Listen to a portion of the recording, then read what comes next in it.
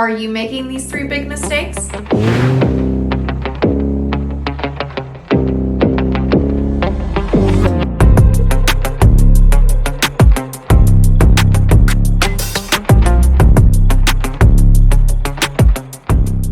Today, not only am I taking you through the 3 biggest freestyle mistakes, but I'm going to identify the root causes and tell you exactly how to fix them.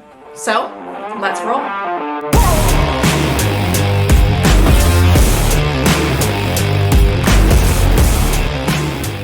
The first biggest mistake is your arms crossing the midline. But this isn't as simple as me just saying, don't cross the midline, because that doesn't give you enough information to diagnose and ultimately fix the problem. Typically, an arm crossover is a failed attempt to reach further. The reason it's a fail is because you aren't rotating to activate the right muscle groups to reach and pull. Instead, you're trying to reach as far as you can without the rotation and are actually just crossing over. Therefore, correcting your freestyle rotation is the key to correcting your crossover. Try this drill progression to become stronger on your side, activating your obliques and your lats, and really truly developing a clean rotation. This will eliminate your crossover stroke. The first is kick on your side. Your chest should be parallel to the side of the pool with your front arm reaching as far forward as you can. Both your shoulders and hips are stacked and your legs follow the rotation set by your hips and shoulders. You can really feel the reach and the muscle activation here. One arm hover drill is level 2, kick on your side. For this drill, your front arm is reaching, your hips and shoulders are still stacked, and your top arm is hovering with your elbow pointed up towards the sky. This drill activates your core, builds strength within your full rotation, and reinforces your top arm position with a high elbow. It's a beast of a drill. Finally, progress to one arm drill with an exaggerated rotation. For this drill, you layer in one arm and you focus on slowing down your tempo so that you can truly feel the rotation. You can take your pick on equipment here. Use fins, paddles, snorkels, you can just mix and match.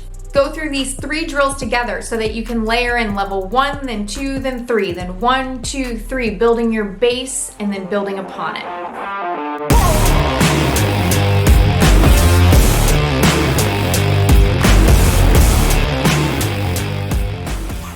The next stroke killer is not syncing your breath with your rotation. This throws your stroke timing off, and the root cause comes down to you not having enough control in your freestyle stroke to time your breath appropriately. Instead, you're just gasping for air. The good news is we can build up control with focused training. Try these drills to sync your breath with your rotation and build that control that you're looking for. In the first drill, just practice on land. You can do it right where you're standing. Well, you'll have to stand up first to do it. Hinge forward at the waist and reach one arm out forward. This mimics your arm at the top of your stroke, just entering the water.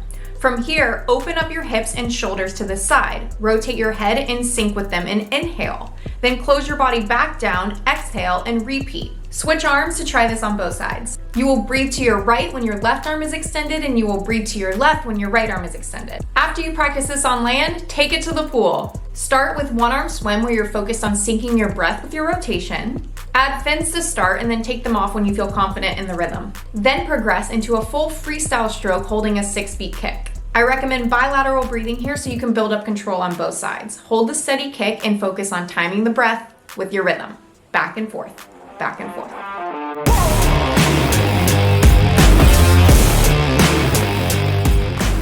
Finally, the dreaded dropped body line.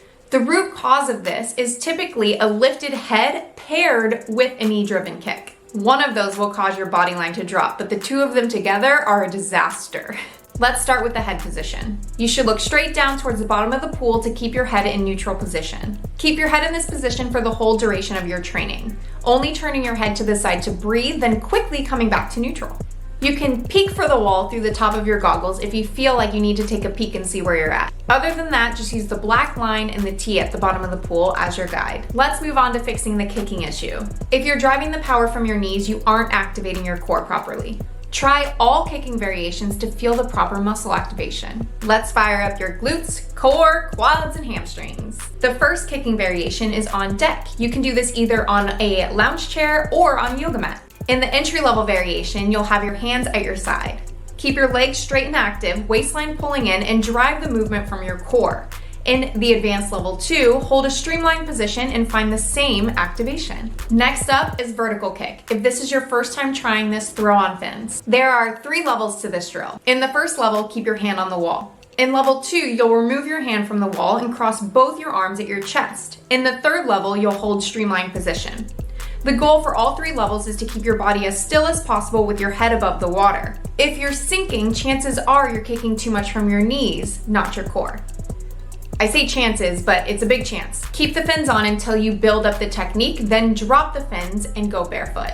The last kicking variation is streamlined freestyle kick. This combines the right head position with the proper kick mechanics.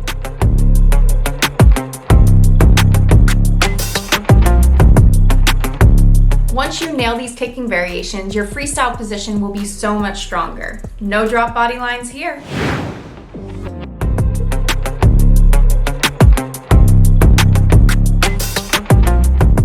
Thanks for tuning in, you guys. Next week, we're going deep into the art of freestyle pulling. That's right, it's an art. All my other technique videos are linked below. If you've been working on your flip turns, I recommend checking this video out. Like and subscribe, happy training, and I'll catch you guys in the next one.